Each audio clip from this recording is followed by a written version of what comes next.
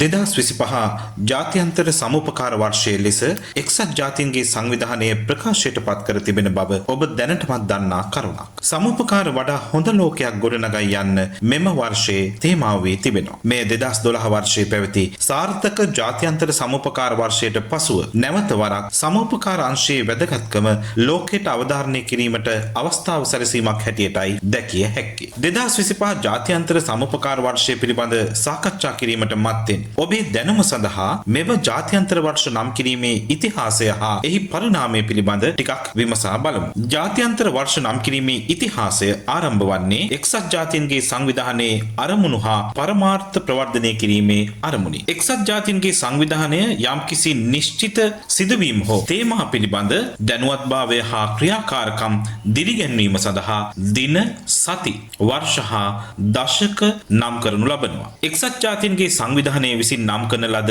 පළමු ජාත්‍යන්තර වර්ෂ අතරට 1959-1960 වර්ෂවලදී ලෝක සරණාගත වර්ෂය ලෙස නම් කරනු ලබනවා. 1961 වර්ෂයේදී ජාත්‍යන්තර සෞඛ්‍ය හා වෛද්‍ය පර්යේෂණ වර්ෂය ලෙස නම් කරනු ලබනවා. 1965 දී ජාත්‍යන්තර සහයෝගිතා වර්ෂය ලෙස නම් කරනු ලබනවා. මුලින් සාපේක්ෂව අඩු වසර ගණනක් නම් කළද කාලයක් සමගම එක්සත් ජාතීන්ගේ සංවිධානය විසින් නම් කරන ලද ජාත්‍යන්තර වර්ෂ ප්‍රමාණය වැඩි වූ අතර ඒවා මානව හිමිකම්, අධ්‍යාපනය, පරිසරය, සංස්කෘතිය, ආර්ථික සංවර්ධනය සහ සමාජ සාධාරණත්වය වැනි පුළුල් පරාසයක විෂයන් ආවරණය කළා. ඒ සම්බන්ධ උදාහරණ කිහිපයක් දැන් අපි විමසා බලමු. 1968 වර්ෂය ජාත්‍යන්තර මානව හිමිකම් වර්ෂය ලෙස නම් කරනු ලබනවා. 1970 වර්ෂය ජාත්‍යන්තර අධ්‍යාපන වර්ෂය ලෙසයි නම් කරන්නේ. 1975 වර්ෂය ජාත්‍යන්තර කාන්තා වර්ෂය ලෙස නම් කරනු ලබනවා. 1987 වර්ෂය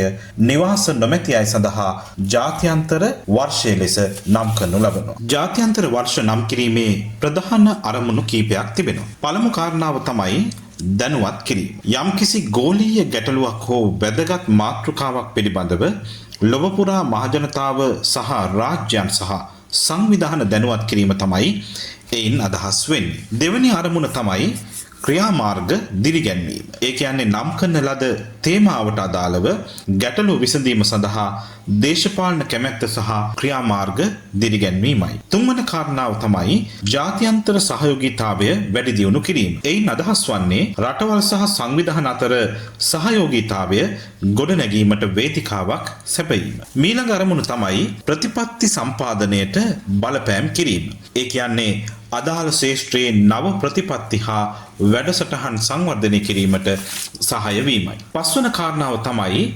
සමූහගත උත්සාහයන් දිරිගැන්වීම. ඒ ඉතා වැදගත් අරමුණක්. විවිධ පාර්ශවකරුවන් එක්ව ක්‍රියා කිරීමට දිරිගැන්වීම එමගින් සිදු වෙනවා. සාමාන්‍යයෙන් යම්කිසි වර්ෂයක් ජාත්‍යන්තර වර්ෂයක් ලෙස නම් කිරීමේ යෝජනාව එක්සත් ජාතීන්ගේ සමාජික රාජ්‍යයන් විසින් හෝ එක්සත් ජාතීන්ගේ විශේෂිත ආයතනයන් විසින් ඉදිරිපත් කරනු ලබනවා. ඉන් පසුව එම යෝජනාව එක්සත් ජාතීන්ගේ මහා මණ්ඩලය විසින් සාකච්ඡා කර අනුමත කරනු ලබනවා. අනුමැතිය ලැබීමෙන් පසු එම වසර පුරාම අදාළ තේමාව පිළිබඳව ලොව පුරා විවිධ වැඩසටහන් සමුළු හා ප්‍රවර්ධන ක්‍රියාකාරකම් සංවිධානය කරනු ලබනවා. ඒ අපි කතා කරේ ජාත්‍යන්තර වර්ෂ නම් කිරීමේ ඉතිහාසය හා එහි පරිණාමය පිළිබඳ සැකවින්. දැන් අපි 2025 ජාත්‍යන්තර වර්ෂය පිළිබඳ ටිකක් කතා කරමු. මා මුලින් සඳහන් කළා 2025 ජාත්‍යන්තර සම්පකාර වර්ෂයේ තේමාව වන්නේ සමුපකාර වඩා හොඳ ලෝකයක් ගොඩනගා යන්න කියලා. මෙම ජාත්‍යන්තර සම්පකාර වර්ෂයේ නිල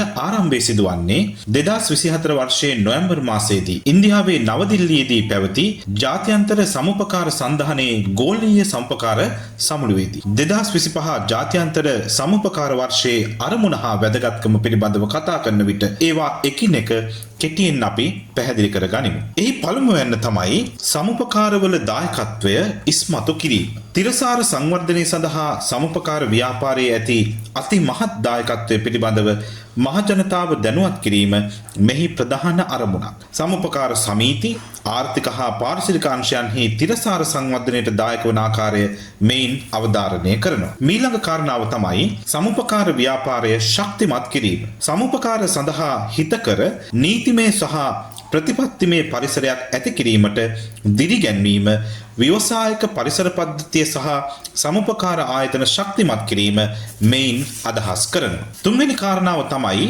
නායකත්වයේ දිරිගැන්වීම. ඒ ඊටාම වැදගත් කාරණාවක්. සමුපකාර ව්‍යාපාරය තුළ අරමුණු සහිත නායකත්වය පෝෂණය කිරීම සහ තරුණයන් සම්බන්ධ කර ගැනීම මේ මගින් අදහස් කරනවා. හතරවන කාරණාව තමයි තිරසාර සංවර්ධන ඉලක්ක සාක්ෂාත් කර ගැනීම. එක්සත් ජාතීන්ගේ 2030 තිරසාර සංවර්ධන න්‍යායපත්‍රයේ ක්‍රියාත්මක කිරීමට සමුපකාර දක්වන දායකත්වයේ ඉස්මතු කිරීම, සමුපකාර මූලධර්ම හා වටිනාකම් තිරසාර සංවර්ධන ඉලක්ක සමග සමපාත වන බව මෙයින් අවධාරණය කරනවා. අවසාන අරමුණ තමයි සහයෝගීතාවය ප්‍රවර්ධනය. ඒ කියන්නේ සමුපකාර පාර්ශ්වකරුවන් අතර සහයෝගීතාවය දිරිගැන්වීමයි. 2025 ජාත්‍යන්තර සමුපකාර වර්ෂයේ තේමා කර ගනිමින් ඔබේ සමුපකාර සමිතියේ සිදු කරන විශේෂ වැඩසටහන් කෝප් එඩියු ටීවී එකට කියන්න අමතක කරන්න එපා.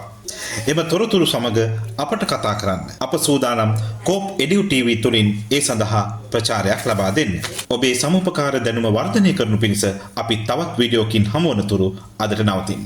බොහොම ස්තුතියි.